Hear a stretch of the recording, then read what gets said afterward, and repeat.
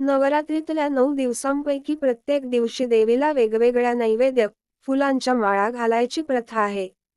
पहिली माळ, देवी शैलपुत्र. नवरात्रीच्या पहिल्या दिवशी शैलपुत्रीची पूजा केली जाते. देवी दुर्गेने पार्वतीचे स्वरूप घेत हिमालयात जन्म घेतला होता. यामुळे देवीचे नाव शैलपुत्र पडले होते. या देवीच्या पूजनाने आयुष्यात धन, समृद्धी येते असे मानले जाते. शैलपुत्रीची पूजा करताना शेवंत आणि सोनचाफ्यासारख्या पिवळ्या फुलांची माळ अर्पण करतात.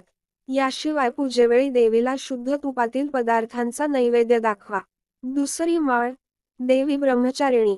देवी ब्रह्मचारिणीची पूजा केल्याने आयुष्यात यश आणि सिद्धी प्राप्त होते असे मानले जाते. देवी ब्रह्मचारिणी देवीचे अविवाहित रूप आहे. देवी ब्रह्मचारिणी पूजा करताना अनंत, मोगरा, चमेली किंवा तग यांसारख्या पांढऱ्या फुलांची माळ. या देवीच्या पूजेनंतर साखरेचा नैवेद्य दाखवल्याने घरातील मंडळींना दीर्घायुष्य लाभते असे मानले जाते. तिसरी माळ, देवी चंद्रघंटा. देवी चंद्रघंटेची पूजा केल्याने वाईट कृत्यांच्या पापांमधून मुक्ती मिळते असे मानले जाते. नवरात्रीच्या तिसऱ्या दिवशी देवी चंद्रघंटाची पूजा केली जाते. या देवीच्या कपाळावर अर्धचंद्र दिसून येते. देवी चंद्रघंटेला निळी फुले, गोकर्णीची किंवा कृष्णकमळ फुलांची माळ अर्पण करतात. देवी चंद्रघंटाला दूध अथवा दुधापासून तयार करण्यात आलेल्या पदार्थांचा नैवेद्य दाखवावा. यामुळे आयुष्यातील दुःख दूर होतात. चौथी माळ, देवी कुष्मांडा. नवरात्रीच्या चौथ्या दिवशी दुर्गा देवीचे रूप देवी कुष्मांडाची पूजा केली जाते. या दिवशी नारंगी रंगातील वस्त्र परिधान करत पूजा केल्याने देवी प्रसन्न होते असे मानले जाते. देवी कुष्मांडाची केशरी अथवा भगवी फुले, अबोली, अशोक किंवा तिळांची फुले अर्पण करतात. देवी कुष्मांडाची पूजा केल्याने आयुष्यातील दुःख दूर होतात असे मानले जाते. देवी कुष्मांडाला सिद्धीची देवी असेही म्हटले जाते. पाचवी माळ, देवी स्कंदमाता. नवरात्रीच्या 5व्या दिवशी देवी स्कंदमाताची पूजा केली जाते. ही देवी भगवान कार्तिकेयची माता आहे. दुर्गा देवीच्या स्वरूपाने आनंद, समृद्धी आणि मोक्ष प्राप्ती होते असे मानले जाते. देवी स्कंदमाता बेल किंवा कुंकवाची माळ वाहतात. देवी स्कंदमातेला केळ्यांचा नैवेद्य दाखवल्याने शारीरिक आरोग्य नेहमीच स्वस्थ राहते. सहावी माळ, देवी कात्यायनी. नवरात्रीच्या 6व्या दिवशी देवी कात्यायनीची पूजा केली जाते.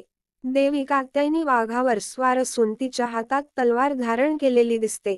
देवी कात्यायनीची पूजा केल्याने आरोग्यसंबंधित समस्या आणि भीती दूर होते.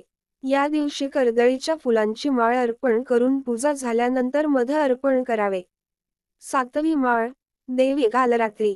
देवी कालरात्रीची नवरात्रोत्सवाच्या 7व्या दिवशी पूजा केली जाते. या देवीची पूजा केल्याने आयुष्यातील आर्थिक कष्ट आणि नकारात्मक ऊर्जा दूर होतात. देवी कालरात्रीला झेंडू किंवा नारंगी फुलांची माळ अर्पण करावे. पूजेनंतर देवीला गुळाचा नैवेद्य दाखवल्याने अकाली येणारी संकटे दूर होतात. आठवी माळ, देवी महागौरी. नवरात्रीच्या 8व्या दिवशी देवी महागौरीची पूजा केली जाते. या दिवशी तांबडी फुले, कमळ, जास्वंद, कनेरी किंवा गुलाबाच्या फुलांची माळ अर्पण केली जाते. देवी महागौरीच्या पूजनाने आयुष्यातील सर्व दुःख, दारिद्र्यता दूर होते. देवी महागौरी व्यक्तीच्या आयुष्यात धन, आरोग्य आणि सर्व प्रकारचे आनंद देते असे मानले जाते. या देवीच्या रूपाची पूजा केल्यानंतर तिला नारळ अर्पण करावा. नववी माळ, देवी सिद्धिदात्री. नवरात्रीच्या 9व्या दिवशी देवी सिद्धिदात्रीची पूजा केली जाते. ही देवी कमळावर बसलेली असते. देवी सिद्धिदात्रीची पूजा केल्याने आयुष्यात सर्व सिद्धी प्राप्त होते असे मानले जाते. देवीच्या पूजेवेळी कुंकुमार्चन करतात. तिळाचा नैवेद्य दाखवावा.